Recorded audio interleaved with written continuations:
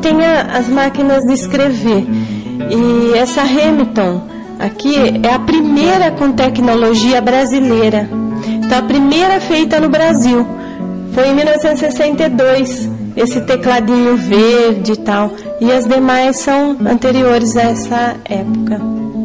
A evolução tecnológica se transformou tão rápida que tem até computador que já virou peça de museu. Terezinha, fala pra gente aqui sobre esses computadores aqui do... É verdade, Mário. Essa evolução é bastante rápida e aqui a gente pode estar observando as torres, né, o CPU, que os primeiros eram feitos através de rolos de fita magnética que eram colocados aqui. Ele não tinha nenhum esquema de estar armazenando memória, não. A memória era feita através desses rolos de fita ou de disquetões grandes, ó, desse tamanho, que eram colocados aqui. E essa evolução foi assim muito rápida e está sendo até hoje, que o computador que você compra hoje, daqui 6 meses ele já está ultrapassado. Então nós temos vários modelos de computadores. Até temos computadores que no começo a memória era salva através de fita magnética. E ele mudou em formato, em cores, já que o programa, as pessoas tinham que ter um cartucho com um programa específico para ele. No caso aqui do MSX, era colocado o programa para estar rodando dentro do computador. Ele também não tinha memória, era armazenado através de fita cassete. Esses rolos são de fitas magnéticas usadas no computador. Depois, você está vendo um gravadorzinho aí do lado? Esse gravador era para estar salvando o seu trabalho que era feito no computador. Você tinha que salvar nesses gravadorzinhos. E depois, esse verbatim aqui, que são os disquetões, e o disquete veio diminuindo de tamanho até hoje, né? Depois passou ao CD. Então, toda essa mudança que ainda ocorre até nos dias de hoje. Este, Mário, é o acervo do César Sancinetti. Foi um encanador muito importante para a nossa cidade. E aqui tem os objetos que ele usava no seu dia a dia. Para frente, a gente está podendo observar quadros, a maioria deles feitos por jauense. No caso da nossa saudosa Lisa Bettini, o quadro dela é esse das casinhas, das crianças. O quadro de cima é do pintor Lapa. Este outro quadro é do seu João Monari. Ele retrata uma dama da sociedade antigamente. Depois um quadro de um pintor também que fez várias exposições em Jaú, ele era de Bauru, o Bacan. E embaixo, esse quadro é do Adélio Brovelio, chama-se Cabeça de Ancião. O Adélio Brovelio era um professor de pintura também, da nossa cidade, importante. E esse outro desta igreja é do nosso saudoso Toninho da Farmácia, que também tinha seu dom artístico, poético. Você está conhecendo melhor o Museu Municipal de Jaú. Vamos para o break e já voltamos mais. Até já.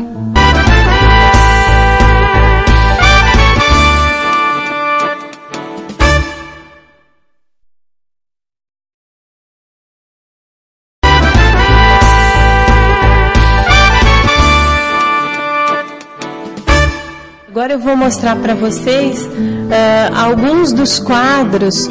São quadros acadêmicos, né, de pintores retratistas, que mostraram algumas das personalidades de Jaú, alguns políticos. Começando aqui pelo Dr. Lopes. Então, esse quadro do Antônio José Lopes Rodrigues é um quadro antigo, de mais ou menos 1930, por aí. O próximo é do José Veríssimo Romão, e esse quadro é do pintor Oscar Pereira da Silva. Oscar Pereira da Silva foi um dos grandes nomes na pintura do nosso país. Esse outro é o meu preferido. Eu gosto muito desse quadro, até pela essa textura que tem do dourado, onde esse pintor mistura aí um ocre com branco e obtém essa cor dourada, né? Esse quadro também é bem antigo, da década de 20, e é uma obra de arte também do Oscar Pereira da Silva. Aqui é o Rio Branco, né? Esse é pintado por Antônio Correia. Constantino Fraga também participou ativamente do processo político da nossa cidade. Jorge Tibiriçá, ele ajudou não somente Jaú, mas toda a região.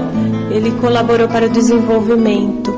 Nós temos até um parque de diversões, né? O Parquinho, o famoso Parquinho, que fica lá na Praça Jorge Tibiriçá. Albuquerque Lins também participou ativamente da política na nossa cidade. Saímos da galeria de quadros e agora estamos na Epopeia do Café. Terezinha, fala pra gente sobre a Epopeia do Café. Esse cantinho aqui, na realidade, foi montado para a gente estar lembrando um pouquinho do que foi o café na nossa cidade, né?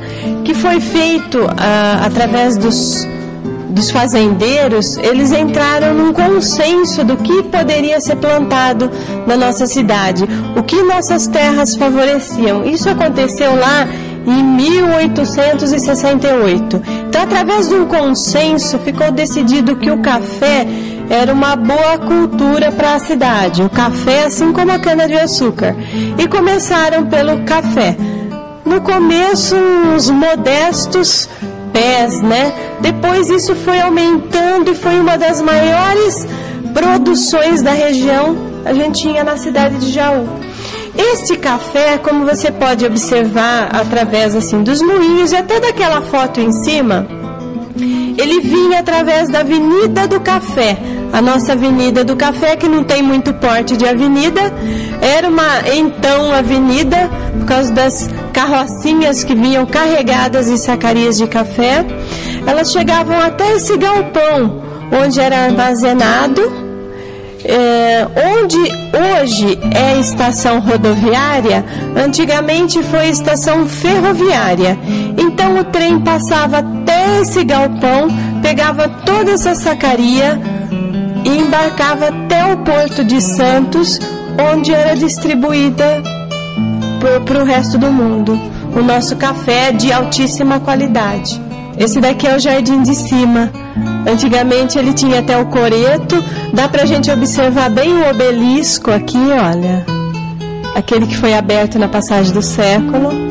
Então, esse prédio é um prédio antigo que foi demolido e construído. Hoje a prefeitura foi construída nesse mesmo local. Funcionava também prefeitura, delegacia nesse prédio antigo. Nesse outro, ainda é o Jardim de Cima. Ele era todo fechado, todo cercado. Nessa foto colorida está mostrando o mesmo ponto onde essas senhoras estão, está mostrando como é hoje esse espaço. Essas são as fotos mais antigas da cidade. Essa de 1888, depois logo essa daqui 1910 e depois essa de 1921.